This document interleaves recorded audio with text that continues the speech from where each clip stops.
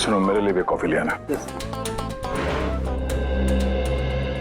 और मुझे यहाँ क्यों बुलाया, वो भी इतनी जल्दी में? अरे यार वो तुमसे कुछ कहना था। हाँ, वो समझ में नहीं आ रहा कैसे कहूँ। क्या बात है, मुझसे कहने के लिए तुम्हें सोचने समझने की जरूरत पड़ती है? जो बोलना है बोल दो यार। नहीं यार, वो कल तारिका का फोन आया था। अरे ये तो बहुत खुशी की बात है। अच्छा अच्छा, तो उसने कुछ ऐसा कह दिया जिसकी वजह से तुम परेशान हो और तुम्हें मेरी सलाह की जरूरत है। तो श्रेया आज घर पे है। तो उसको देखने एक लड़का आ रहा है। Sir coffee.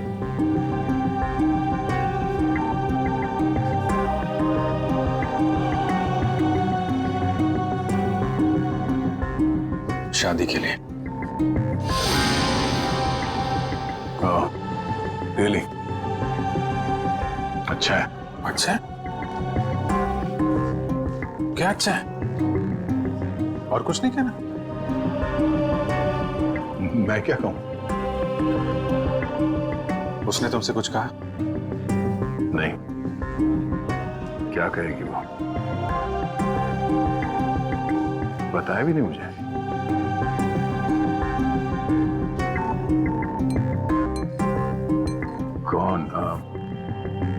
कौन है वो? उसके पिताजी के दोस्त का बेटा है। आज शाम 4 बजे वो लोग आ रहे हैं उसके घर पे। अच्छा है, श्रेया के लिए अच्छा है। सच्चाई से भागने की कोशिश मत करो दया, बात करो उससे। मैं क्या बात करूं उससे? अरे अपने बारे में, उसके बारे में। नहीं, उसने मुझसे कुछ कहा नहीं। और किसी के साथ उसकी शादी होने वाली है, वो खुश है, मैं भी खुश हूं यार। ऐसा मत कर मेरे भाई, कोई तुम्हारी तरफ हाथ बढ़ा रहा है, उसका हाथ थाम लो, इससे पहले कि देर हो जाए। अभिजीत, तुम जो कह रहे हो शायद मैं नहीं कर पाऊं यार। अरे लेकिन क्यों नहीं कह पाओगे? यार तुमने भी तो अभी तक डॉक्टर तारिका से कुछ नहीं कहा।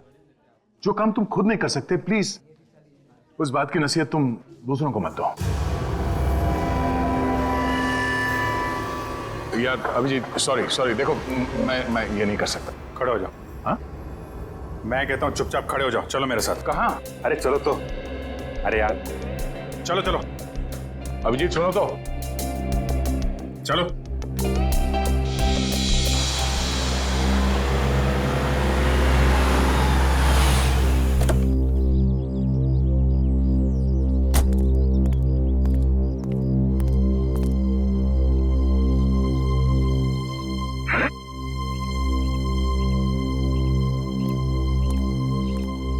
ओ भाई साहब, कहाँ खो गए? यार मैं सोच रहा हूँ मैं यहाँ आया क्यों? यहाँ क्यों आए? भाई साहब, आप यहाँ श्रेया से बात करने आए। मैं श्रेया से क्या बात करूंगा? अच्छा अब ये भी मुझे बताना पड़ेगा कि क्या बात करनी है? चलो भाई। यार मेरी समझ में कुछ नहीं आ रहा। एक मिनट, यहाँ से गेट तक पहुंचोगे ना, सब समझ में आ जाएगा क्या बोलना है और क्या नहीं। चलो भैया। मेरी समझ में कुछ नहीं आ रहा अभिजीत, प्लीज। अरे चलो।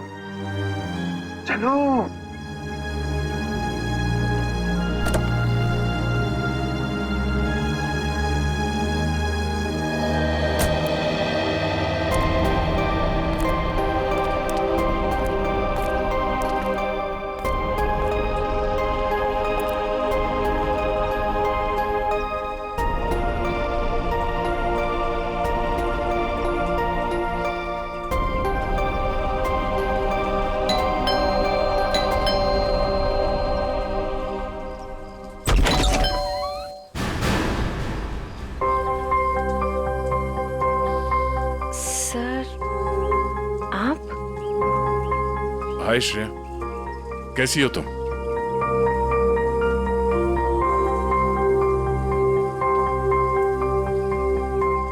क्या बात है सर? वो मैं हम लोग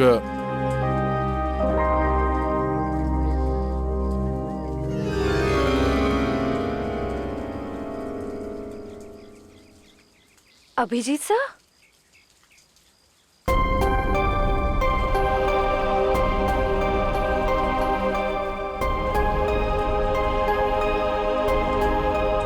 सर बोलिए ना, क्या बात है? नहीं, वो वैसे ही मतलब क्या बोलना है आपको? हाँ, हम लोग ऐसे मतलब अरे बेटे कौन है?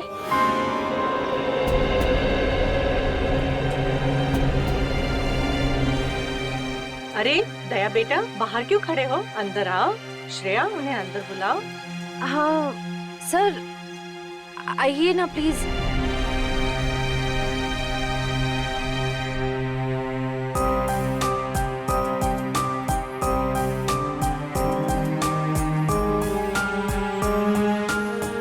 Sir please.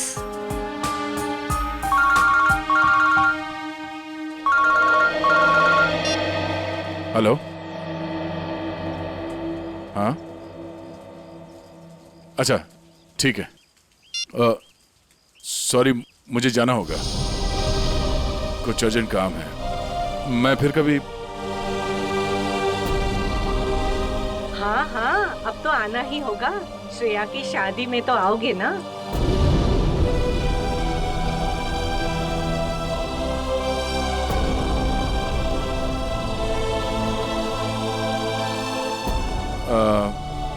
ठीक है, मैं फिर कभी आ जाऊंगा। Okay, bye.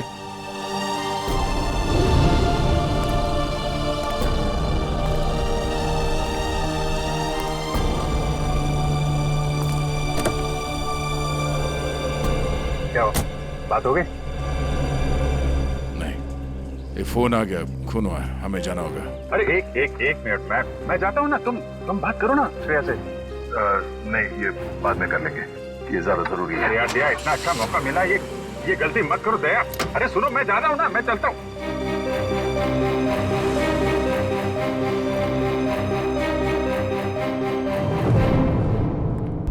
लाश किधर है?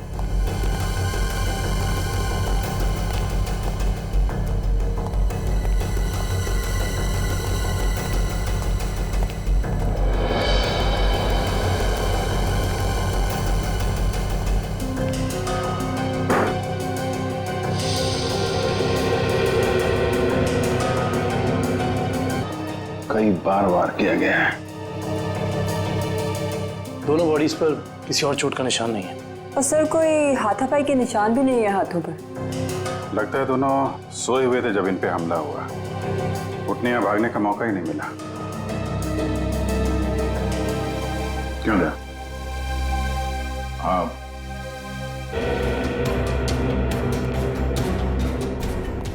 तुम में से किसी ने देखा खून होते हुए? नहीं साहब, हम दोनों जब अंदर आए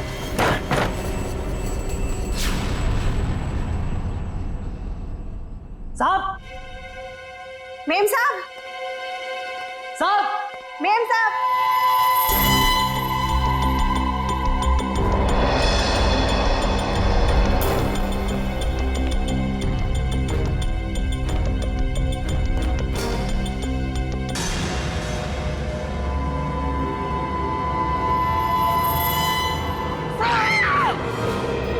तुम बाहर रहते हो और घर के अंदर खून हो गया है?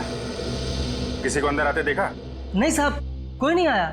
कोई जान पहचान वाला आदमी, अजनबी आदमी? साहब, जब भी कोई अंदर आता है तो मैं उसका नाम और फोन नंबर रजिस्टर में एंट्री कर लेता हूँ। सो कोई चाकू या हथियार नहीं वाला। रुपए गहने भी सही सलामत है, कोई लूटपाट भी नहीं हुई। सर, किशोर नाम है मरने वाले का। घंटाघर में कपड़े की दुकान है और उसकी बीवी का नाम जया है। किशोर? कमरे से सारे फिंगरप्रिंट्स उठा लो। कोई ना कोई रास्ता जरूर है जहां से खूनी अंदर आया है।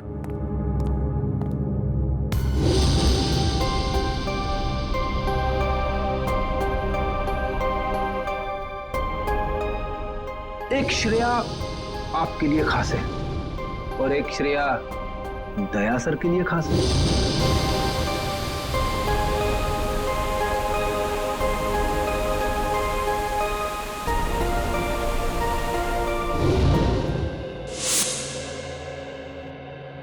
श्रेया, बेटा तुम कहाँ खो गई हो?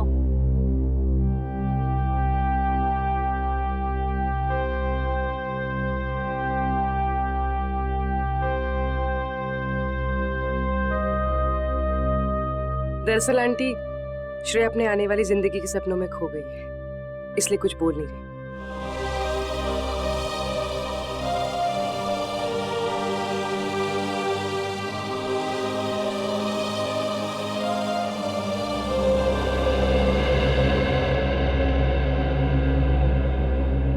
ये दे, ये तुम पे कितना अच्छा दिखेगा, है ना? ठीक है मम्मी। लाइए। अरे वाह, आज हमारी बिटिया कितनी अच्छी लग रही है ना? हाँ। पापा, आप खुश तो है ना? हाँ बेटा, और तुम भी कितनी खुश लग रही हो।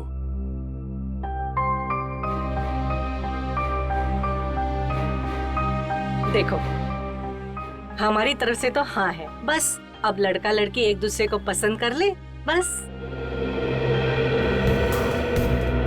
वैसा आदमी घर के अंदर घुसा है जिससे घर वालों की पूरी जानकारी थी। हो सकता है इनकी जान पहचान वाला कोई हो जिसके पास घर की चाबी हो। आखिरी बार कब देखा तूने? सर, कल रात को मैंने देखा था।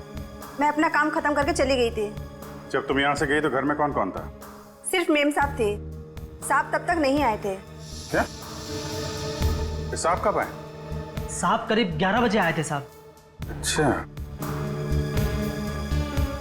तुम दोनों के अलावा घर में कोई था नहीं, बाहर से कोई आदमी अंदर आया नहीं, तो फिर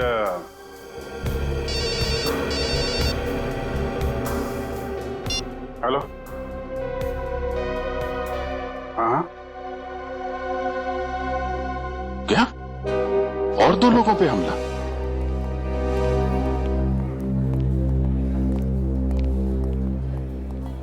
डॉक्टर साहब, मैं एसीपी प्रद्युमन, सीआईडी से। डॉक्टर साहब, आपके यहाँ प्रशांत और प्रेमा ये पति पत्नी को एडमिट किया है, उन्हें चाकू से मारा गया है, उनके बारे में पूछताछ करनी है। सर, वो दोनों हस्बैंड वाइफ की बच्चों की कोई उम्मीद नहीं थी, इसलिए मैंने किसी का इंतजार किए बगैर इलाज शुरू कर दिया है। हस्बैंड को हमने बच्चा लिया है, लेकिन वाइफ की तबीयत अभी भी नाजुक है। फिर उन दोनों को लाया किसने यहाँ पर? ये बंगले का वॉचमैन। अच्छा, सुनो दोस्त, क्या नाम है तुम्हारा? रमेश। क्या हुआ वहां पर, बताओ जरा। साहब, मैं बंगले के बाहर था, मैंने अचानक साहब की चीखने की आवाज सुनी। मैं भाग के अंदर गया और मैंने देखा कि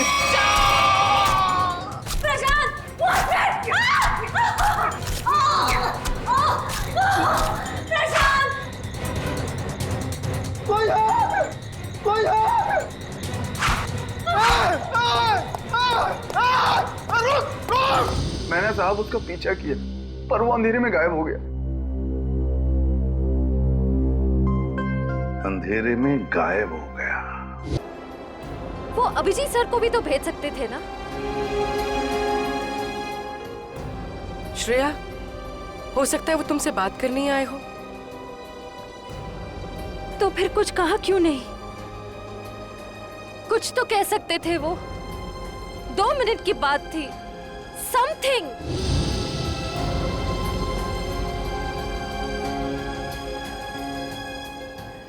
वो मुझसे प्यार ही नहीं करते, उन्हें मेरी फीलिंग्स की कोई कदर ही नहीं है। मेरे मम्मी पापा ने मेरे लिए जो सोचा होगा, अच्छा ही सोचा होगा। मैं अब उन्हें और दुखी नहीं कर सकती पूर्वी। मतलब तुम सिद्धार्थ को हाँ बोल दोगी?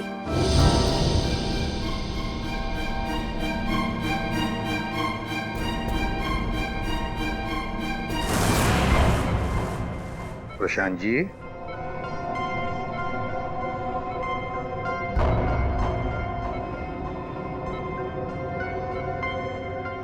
मैं एसीपी प्रद्युमन सीआईडी से। आप ठीक है? अच्छा, क्या आप बता सकोगे कि ये सब कैसे हुआ, क्या हुआ? मैं और मेरी वाइफ सो रहे थे। मेरी वाइफ ने अचानक मुझे जगा दिया। प्रशांत, प्रशांत उठो। कोई है लग रहा है। लगता है कोई घर में घुसा है। देखो नीचे से आवाज आ रही है। एक मिनट।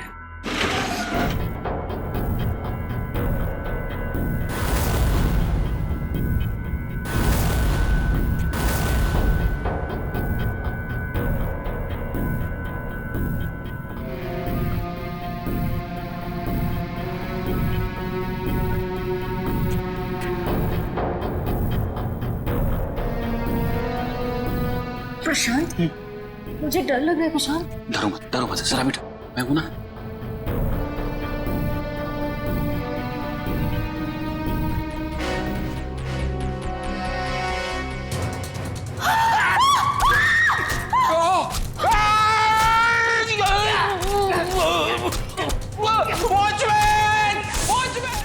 वॉचमैन ने उसे देख लिया था, वो बहुत डर गया था, तो वो भागने लगा और फिर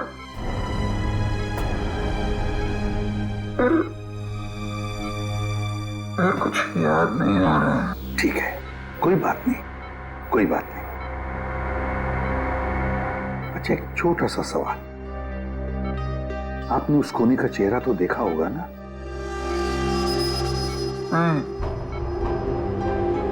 जल्दी हो गया, कुछ दिखाई नहीं दिया।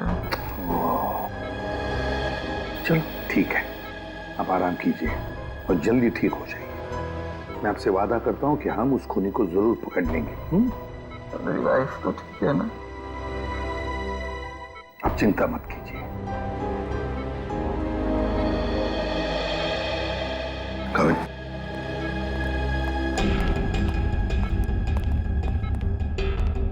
पहले दो लोगों का खून और अब फिर इन दोनों पर हमला। एकदम बेरहमी से चाकू की वार की है। ऐसे लगता है हमला करने का तरीका एक ही है, खूनी भी एक ही होना चाहिए। सर, ये जो भी हमलावर है ये सीरियल किलर भी हो सकता है। हाँ, हो सकता है। काम करो काबिल, प्रशांत के घर का बाहर का जो एरिया है ना, अच्छी तरह से छान मारो। देखो, खूनी ने भागते वक्त कोई ना कोई सबूत तो छोड़ा ही होगा, कुछ ना कुछ तो जरूर मिलेगा। देखो अच्छी तरह से। फ्रेडी, मुझे अच्छी तरह से याद है 10-15 साल पहले एक आदमी इसी तरह से खून करता था, इसी तरह से बेरहमी से चाकू के वार किए उसने लोगों पर, और फिर उसे उम्र कैद की सजा भी हो गई। जरा देखो, पता लगा है कहां पर वो इस वक्त और उसका नाम क्या है। Yes sir. हाँ सर, किशोर जी के घर पे काम करने वाली औरत ने जो कुछ भी कहा था बिल्कुल ठीक कहा था सर। वो 9:30 बजे अपने घर पहुंच गई थी और सुबह 8:30 बजे घर से निकली। और किशोर के घर कब पहुंची? आधे घंटे के बाद, तकरीबन 9 बजे सर। और एक बात और, जब इस औरत का मोबाइल हमने ट्रैक किया तो पता चला कि इसका मोबाइल इसके घर पे ही था रात से लेकर सुबह तक। अच्छा, और वॉचमैन? सर, वॉचमैन का तो कोई भी क्रिमिनल रिकॉर्ड नहीं है। आसपास वालों का कहना है कि बहुत ही शरीफ आदमी है वो सर। सर, हाँ, ये देखिए सर, 15 साल पहले जिनके खून हुए थे वो इस आदमी ने किए थे। नाम है पुनीत, उम्र 30 साल, सेंट्रल जेल में है। और सर, ये उनके फोटो है जिनके खून हुए हैं। इनके शरीर पर भी ठीक वैसे ही चाकू के निशान है जैसे अभी मिली लाशों पे है। इस चाकू से वार किए थे उसने। बॉस पता लग गया। पहले जोड़े की मौत हुई है रात को 12 बजे और दूसरे कपल की मौत हुई है सवेरे 4 बजे। और ये देखिए, कुछ इस तरीके का है ये हथियार जिससे हमला हुआ है। ये तो बिल्कुल वैसा ही चाकू है जैसा पुनीत के रिकॉर्ड्स में है। अरे, चाकू भी वैसा, खून करने का तरीका भी वैसा। तो क्या खून पुनीत ने किए? कहाँ तक गए थे आप? वहां तक सर, एकदम आखिरी तक। इशिता, देखो कुछ मिलता है क्या? Yes sir. आप यहाँ से आगे क्यों नहीं गए? साहब इसके आगे बहुत अंधेरा था, वो अंधेरे में गायब हो गया। आप वॉचमैन हैं, टॉर्च लाठी कुछ नहीं है आपके पास? थी साहब, पर अचानक साहब की चीख सुनी तो मैं घबरा गया। एक खूनी घर के अंदर घुसता है, खून करके चला जाता है और आपको कुछ पता नहीं चलता। सो रहे थे आप? नहीं साहब, कसम से।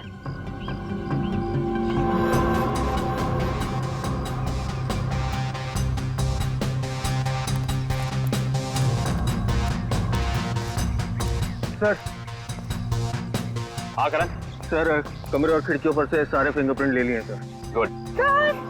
हाँ इशिता।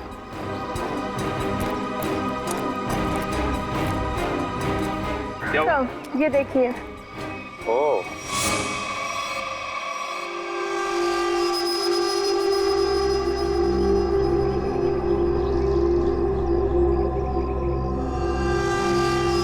चाकू। जनरल साहब, आपकी जेल में एक पुनीत नाम का सीरियल किलर है ना? बस इतनी सी बात। आप मुझे बात फोन पर बता देते तो आपको यहाँ पे आने की तकलीफ नहीं होती। जनरल साहब, हम खुद मिलना चाहते हैं उससे। लेकिन पिछले हफ्ते ही उसे जेल से रिहा कर दिया गया है। जानते हुए भी कि वो एक सीरियल किलर है, आप लोगों ने कैसे छोड़ दिया उसे? यहाँ से बाहर निकलते फिर से लोगों को मारना शुरू कर दिया उसे। उसका बर्ताव अच्छा था, इसलिए उसे छोड़ दिया। जेल में आने के बाद वो पूरा बदल गया था, सबसे मिलजुल कर रहता था, यहाँ तक कि किसी लड़ाई झगड़ा भी नहीं करता था वो। एक बार जेल में आग लग गई, अपनी जान की परवाह ना करते हुए उसने 6 कैदियों को उस आग से बचाया, इसलिए जेल प्रशासन ने उसे छोड़ दिया। ठीक है जनरल साहब, पुनीत के रिकॉर्ड की एक कॉपी चाहिए हमें।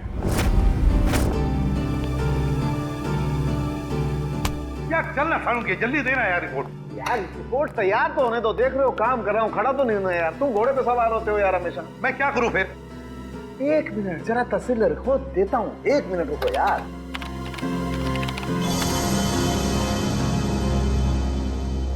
नहीं हो रहे, ये फिंगरप्रिंट्स मैच नहीं हो रहे। हाँ, हमारे डाटाबेस में जो उंगलियों के निशान हैं वो उन उंगलियों के निशान से मैच नहीं होते जो आप लोग लेके आए, जो झुलसी हुई। ये कैसे हो सकता है सालुंके साहब? सारे सबूत तो पुनीत की तरफ इशारा कर रहे हैं। लेकिन बॉस, मेरी रिपोर्ट भी गलत नहीं हो सकती।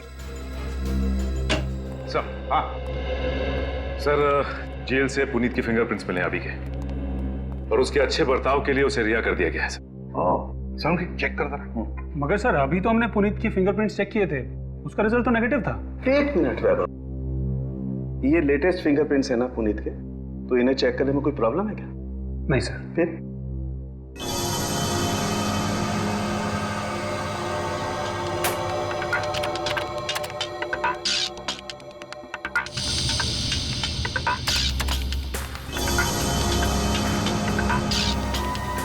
हाँ बॉस, ये फिंगरप्रिंट्स मैच हो गए। ग्रेट। ये उंगलियों के निशान भी थोड़े से जले हुए हैं, झुलसे हुए हैं। सर, इस जेलर ने बताया था कुछ दिन पहले जेल में आग लग गई थी और इस पुनीत ने उस आग में से कुछ लोगों की जिंदगियां बचाई थी। पुनीत, सीरियल किलर पुनीत, जेल में आग लगती है तो बाकी कैदियों की जान बचाता है, अच्छे बर्ताव के लिए रिहा भी होता है। कहीं ऐसा तो नहीं कि ये पुनीत फिर से अपनी पुरानी आदतों पर उतर आया है? तुम पुनीत की बेटी हो? जी सर। क्या नाम है तुम्हारा बेटा? संध्या। संध्या। अच्छा संध्या है?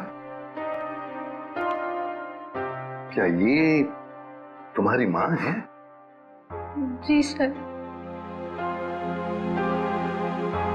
अच्छा एक बात बताओ बेटा, क्या तुम अकेली रहती हो या तुम्हारे साथ और भी कोई है इस घर में? मेरा छोटा भाई आशु। आशु, बाहर आओ। जी दीदी। सीआईडी वाले आए हैं, पापा के बारे में पूछ रहे हैं। सर कुछ पता चला पापा के बारे में? आपके पापा आपको बता के नहीं गए कि वो कहाँ जा रहे हैं?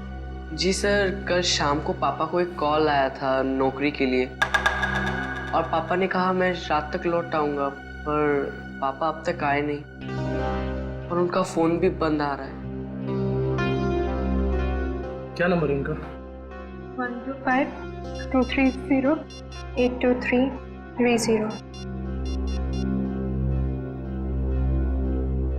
मेरे पापा ने कुछ नहीं किया सर। उन्होंने मेरी कसम खाई है, वो कभी कोई गलत काम नहीं करेंगे। मम्मी भी हमें छोड़कर चली गई है, उनके सिवा हमारे कोई नहीं है। मैंने पापा से कहा है कि हम सूखी रोटी खा लें,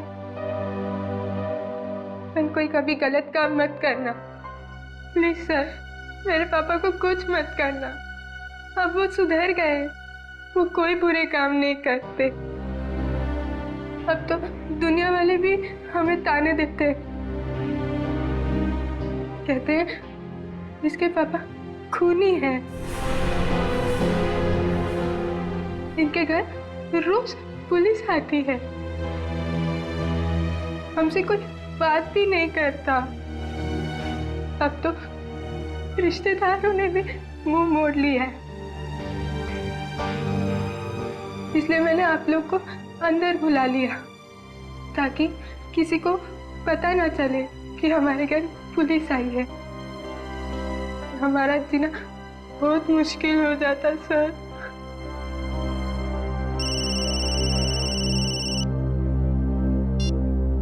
हेलो, क्या? ओके। क्या हुआ? सर, प्रशांत जी की वाइफ प्रेमा जी की हॉस्पिटल में मौत हो गई है।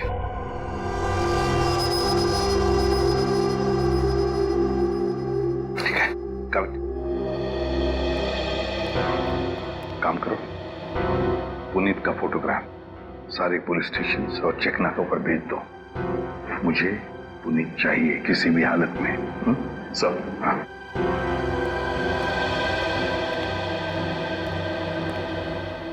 देखो बेटा, मैं तुम दोनों से वादा करता हूं, अगर तुम्हारे पापा सुधर गए हैं और उन्होंने कोई गलत काम नहीं किया है तो मैं उन्हें नौकरी दिलवाऊंगा, शहर से दूर, ठीक है? और एक बात, अगर तुम्हें किसी भी चीज की जरूरत पड़े तो मुझे फोन करना, ठीक है? चलो, अपना ख्याल रखना, ओके? सर, पुनीत शांतिनगर इलाके में है। एक लोकल कॉप रतन उसका पीछा कर रहा है।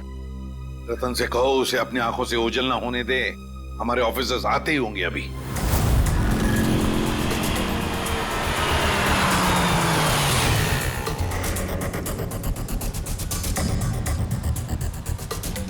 कहाँ है कबूतर? पीछे खड़ा है।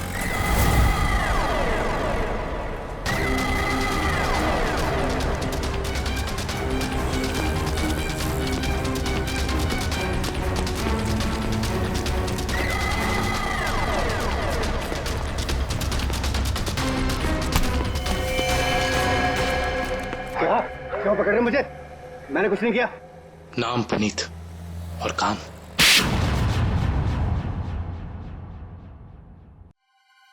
मैं सच कह रहा हूं साहब, मैं कसम खा के कह रहा हूं, मैंने ये नहीं किया, मैंने कोई भी खून नहीं किया साहब।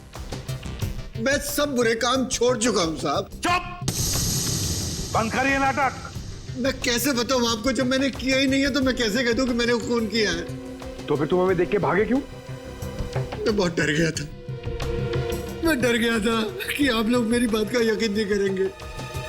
उस दिन जब मैं अपने घर पे पहुंचा तो 4 लोगों पर हमला हुआ है, 4, बिल्कुल उसी तरह जैसे तुम पहले भी कर चुके हो, और उसमें से 3 की तो मौत भी हो गई है। और तो और प्रशांत जी के घर के पीछे से हमें चाकू बरामद हुआ, उस पर तुम्हारी उंगलियों के निशान है, और फिर उन 2 घरों से भी उंगलियों के निशान मिले जिसमें तुम्हारे ही उंगलियों के निशान हैं। मैं सब आपको बताऊं, कोई मुझे फंसाने की कोशिश कर रहा है।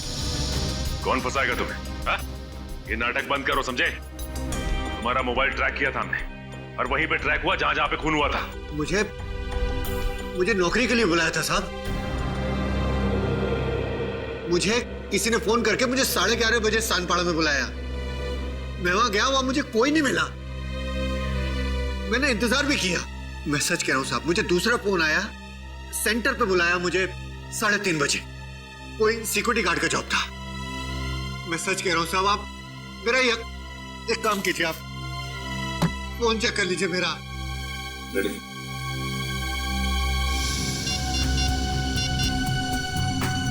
सर, पहला कॉल कल रात को आया था 10:30 बजे और दूसरा आया था 1:45 बजे।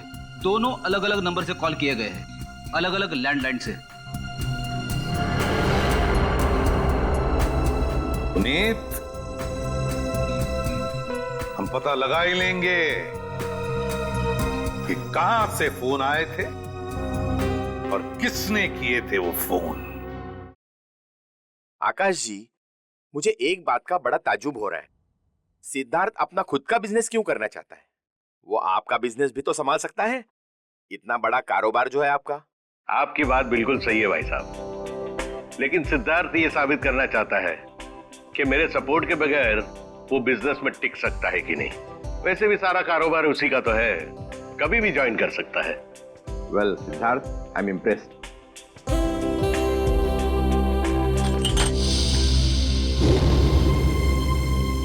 सॉरी,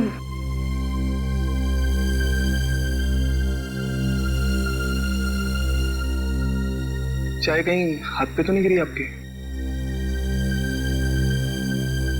नहीं, इट्स ओके।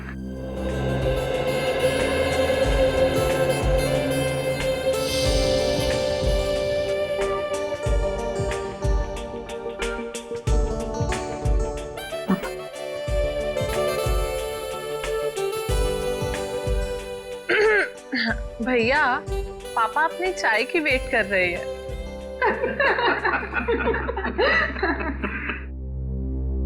वैसे बेटा, आप क्या करते हो संडे को, I mean, छुट्टी के दिन? कुछ नहीं आंटी, थोड़ा दोस्तों के साथ घूमने चले जाता हूँ, फिरने चले जाता हूँ, कभी कभार क्रिकेट खेल लेता हूँ, एडवेंचर कर लेता हूँ थोड़ा बहुत बस। और श्रेया बेटी, आप संडे को क्या करती हो? दरअसल हमारी सीआईडी की ड्यूटी में संडे वनडे तो होता नहीं है, तो। पर श्रेया बेटा, शादी के बाद तो सीआईडी छोड़ दोगी ना? अपनी सास का हाथ बटाओगी ना घर में?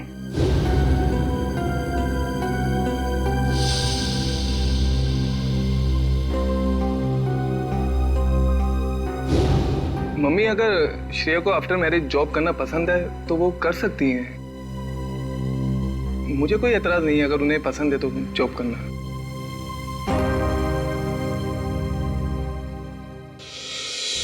हमारे देश का कानून कहता है कि भले 10 अपराधी सजा से बच जाए, मगर एक निर्दोष को कभी सजा नहीं होनी चाहिए। निर्दोष को सजा नहीं होनी चाहिए। सर, पुनीत को जो 2 फोन आए थे वो रेलवे प्लेटफॉर्म के पीसीओ से किए गए थे, अलग अलग पीसीओ से। अच्छा, तो क्या वाकई कोई पुनीत को फंसाने की कोशिश कर रहा है? और अगर ऐसा है तो फिर वो वही आदमी कर सकता है जो पुनीत के आसपास का है। मैं ऐसे किसी भी आदमी को नहीं जानता सर। पुनीत कोई तो है जो जानता था कि तुम कब जेल से रिहा होने वाले हो, और वो ये भी जानता था कि तुम्हें नौकरी की सख्त जरूरत है। सर, ये बात मेरे और मेरे बच्चों के अलावा कोई नहीं जानता। पुनीत जी, जरा ठंडे दिमाग से सोचिए, शायद हम आपकी कुछ मदद कर सकें। सोचो पुनीत। एक लेखक मुझसे मिलने आता था। लेखक? जी सर। क्यों मिलने आता था? वो कह रहा था कि वो मेरे ऊपर किताब लिखना चाहता है। मतलब कि मैं कैसे लोगों को मारता था, मैं क्या सोचता था, वगैरह वगैरह। और वो ना अपना पेन मेरे हाथ में पकड़ा देता था और कहता था कि जैसे छुरा पकड़ते थे वैसे आप इस पेन को पकड़िए। और मैं उस पेन को पकड़ता था, फिर वो मुझसे कहता था कि जैसे छुरा मारते थे वैसे आप मारिए। तो मैं मारता था वैसे, फिर वो अपने मोबाइल पे मेरी फोटो लेता था। वो कोई 6 महीने पहले मुझसे मिलने आया, बाद में 8-10 दिन के बाद में वो गायब हो गया, फिर मुझे कभी नहीं मिला। है कौन ये लेखक? क्या नाम क्या है उसका? दिखता कैसे था? सर नाम तो याद नहीं आ रहा अभी, पर दाढ़ी थी सर उसके, बाल लंबे थे तो चोटी बांधता था, और आंखें उसकी नीली थी। तकरीबन सर के जैसी हाइट थी। अच्छा, रेडी? नेट से पता लगा, देखो ऐसा कोई लेखक है क्या?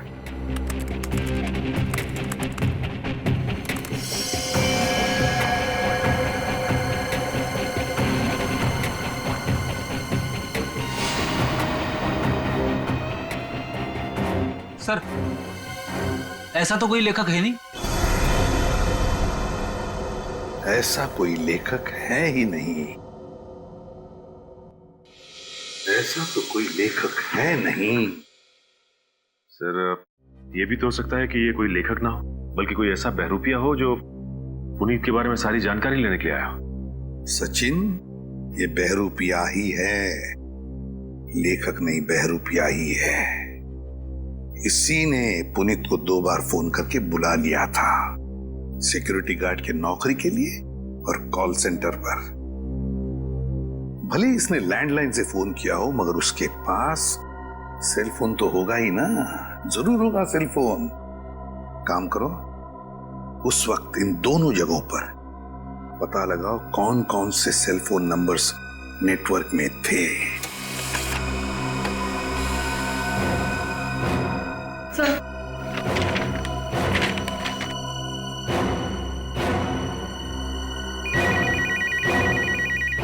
चलो।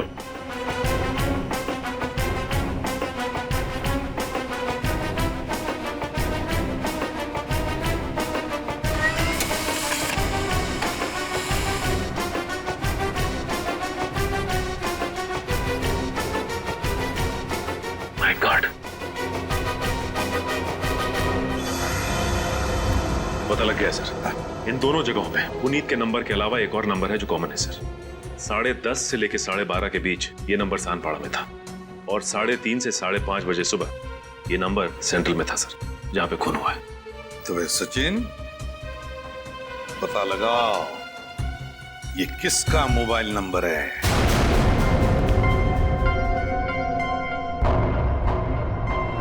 मिस्टर प्रशांत किस रूम में मिलेंगे? 1 मिनट। Deluxe room number 4।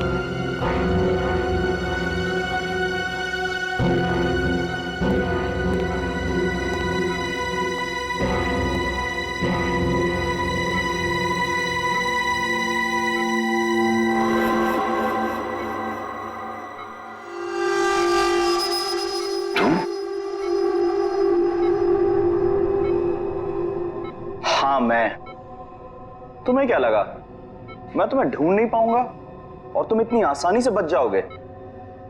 ऐसी बात नहीं है, मेरी हालत तो देखो। हालत कुछ भी हो, मुझे मेरे पैसे चाहिए। कितना बड़ा रिस्क लिया है मैंने, कुछ भी हो सकता था। जान तो नहीं जाती ना। मैंने तो अपने आप पर हमला करवाया है, अपनी जान दांव पर लगाई है, अपनी बीवी को खून करवा दिया। इससे ज्यादा तो कोई रिस्क नहीं होता। वैसे भी हमारा काम अभी खत्म नहीं हुआ है। हमारा काम अभी बाकी है। हमें इसी तरह और 3-4 खून करने पड़ेंगे ताकि उस आईडी को पता चले कि ये कोई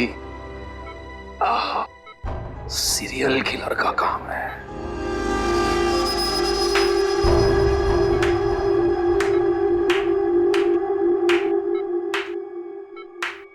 प्रशांत जी, बहुत खेल खेल लिया, अब हमारी बात। अब हम खेल खेलेंगे तुम्हारे साथ। इसका मतलब है आप लोगों ने हमारी सारी बातें सुनी? हाँ, हमने सब सुन लिया और यही सुनने के लिए हमने खेल भी रचाया था तुम्हें फंसाने का, और फंस गए तुम। इसे जानते हो ना, तुम्हारा आदमी। लेकिन अब ये तुम्हारा आदमी नहीं, हमारा आदमी है, हमारा आदमी। सरकारी गवाह है ये, समझे? सरकारी गवाह।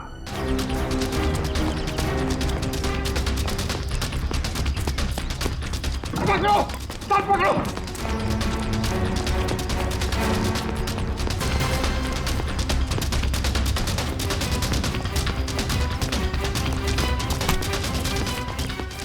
मारो साहब, मत मारो। मैंने कुछ नहीं किया। कुछ नहीं किया? कुछ नहीं किया मैंने। कुछ नहीं किया तो फिर हमें देखकर भागा क्यों? साहब मैं तो छोटी मोटी चोरी करता हूँ। आप लोगों को देख के डर लगा तो भाग निकला। की दाढ़ी में तिनका। कल रात शांति पारा और सेंट्रल एरिया में 4 लोगों की जान गई। मैंने किसी की जान नहीं ली। किसी की जान नहीं ली? नहीं, किसी की नहीं ली। ठीक है, लेकिन तुम भी इसकी जान मत लेना। बस 4 गोलियां दाएं पैर में और 4 गोलियां बाएं पैर में ठोक दो, ताकि जिंदगी में भागने लायक ना रहे। नहीं, नहीं,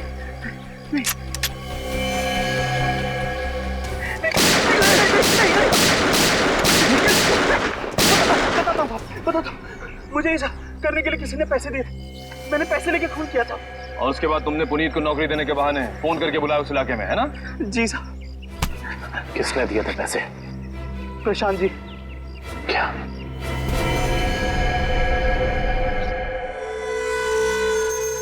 ना पड़ा धोखा।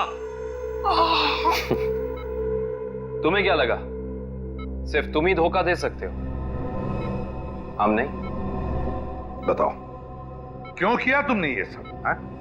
अपनी बीवी से बदला लेने के लिए। मैं कितना प्यार करता था उससे। क्या कुछ नहीं किया मैंने उसके लिए, और उसने मुझे धोखा दिया। किसी और के साथ भाग जाना चाहती थी वो। इसीलिए मैंने मेरी बीवी के खून का प्लान बनाया। पुनीत को फंसाने का प्लान बनाया, हैं? तुम्हें पता था कि वो जेल से बाहर आने वाला है? हाँ, मैंने पुनीत को भी अपने प्लान में फंसाया। और इसीलिए एक लेखक बनकर तुम उससे मिलने गए, ये कह के कि तुम उस पर किताब लिखना चाहते हो, और इसी बहाने तुमने उसके फिंगरप्रिंट्स उठा लिए। अपने बीवी से छुटकारा ही चाहते थे तो उसे तलाक दे देते। उसे जान से मारने की क्या जरूरत थी? और तो और, तुमने 2 मासूम लोगों की जानें भी ली। सिर्फ इतना ही नहीं, पुनीत एक मुजरिम जो अपने आप को सुधारना चाहता था, उसे भी अपने घिनौने प्लान में बलि चढ़ाने का सोच लिया। तुम जैसों को तो कड़ी से कड़ी सजा मिलनी चाहिए, फांसी होनी चाहिए, फांसी। लो भाई, आ गई तुम्हारी मंजिल। अब क्या हुआ यार? इस बार तुम मुझे खींच के लाए हो ना। चलो बात कर लेते हैं। अरे यार वो मैं सिर्फ ये जानने आया था कि श्रेया ने उस लड़के को वहां बुलाया या नहीं। नहीं, कब भी पता नहीं चलेगा जब गाड़ी से नहीं उतरोगे तो। चलो भाई। यार अभिजीत, तुम जाके देखो यार। क्या मतलब? मैं? हाँ, मैं क्यों करूं यार? तुम्हारा काम है, तुम जाओ करो यार। तुम मेरे लिए इतना नहीं कर सकते? अच्छा ठीक है, लेकिन ये उधार रहा है। हाँ बिल्कुल, तारिका से मैं बात करूंगा तुम्हारे लिए। नहीं प्लीज आप दूर ही रहिए, मैं अपना संभाल लूंगा यार। नहीं तुम इधर ही रहो, मैं आता हूँ पता करके।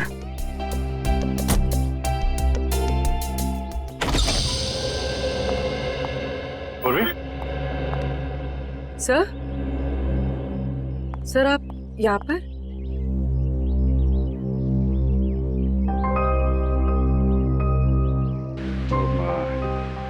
श्रेया कहाँ है?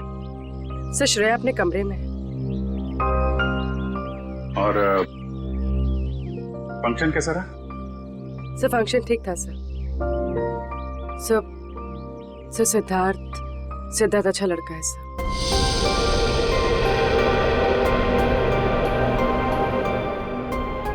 श्रेया ने क्या क्या क्या बोला उसको?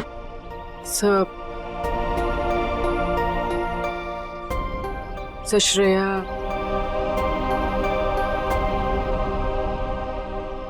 श्रेया ने हाँ कह दी।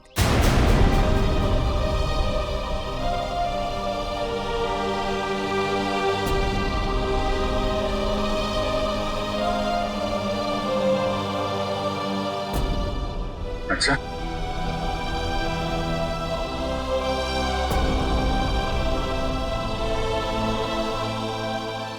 ओ ठीक, एक मिनट।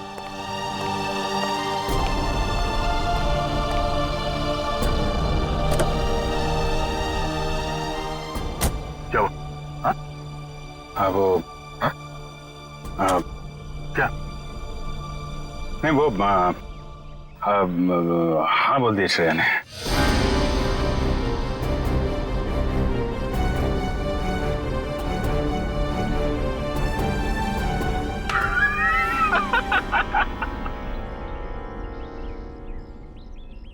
अरे यार क्या लड़का है नहीं, तबीयत खराब हो गई उसकी।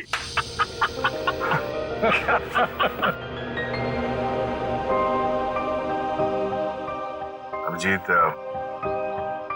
तुम सही कह रहे थे। श्रेया को अपने दिल की बात बता देता हूं मैं कि मेरे दिल में क्या है। मैं उसको बता दूंगा कि उसके लिए मेरे दिल में क्या है।